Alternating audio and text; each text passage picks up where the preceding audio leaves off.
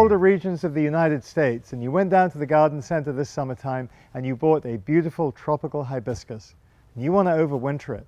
This is Staddon from Monrovia Nursery, and I'm going to talk to you about how to overwinter a hibiscus tree. Tropical hibiscus come in all shapes and forms. Bushes, staked, and one of my favorites is patio trees. This plant is brilliant. I mean, she's brilliant, but her name is brilliant. Look at that fantastic, brilliant red flower. It's not unknown here at the nursery where we grow them. Every now and again you'll actually see a hummingbird, especially the babies, perched on the central pistil. This plant is probably about 3 years old. You would have bought this from a garden center probably early summer. You've had it out on the patio, you live in one of the colder regions of America, and so now you want to work out how can I bring this plant indoors and carry it over during the winter months so she looks great next year for us. So here are a couple of tips.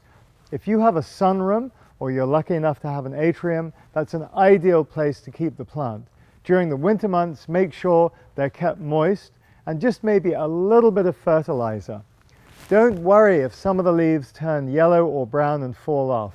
That's all part of the process. They lose their leaves too every now and again, but quickly they'll flush their new growth. When they're indoors, keep a sharp eye out for aphids and other insects, red spider mites on your plants. And as soon as you see the first sign of trouble, or an aphid or a whitefly, whatever it might be, hot foot down to the local garden center and seek their advice as to what you should use. There are lots of easy ways to combat insects. If you don't have an atrium and you don't have a summer room like me, then I would bring the plant into the garage. The garage needs to be kept above like 42, 43 degrees, and this way the plant will survive beautifully. Make sure you keep her on the moist side. Spring returns. Bring the plant outside the garage, get her some sun on her leaves, and you'll see her quickly respond. Give her some fertilizer. The ground is starting to warm up and she'll respond quickly. But remember, if you're going to have a freeze or a cold night, bring her back inside. And then when summer returns, get her out there. She'll respond quickly to your warm weather, your humidity, and you'll have a nicer plant as you had last year. So it's not really that difficult. You too can take your plant through the winter months with a little bit of care and attention.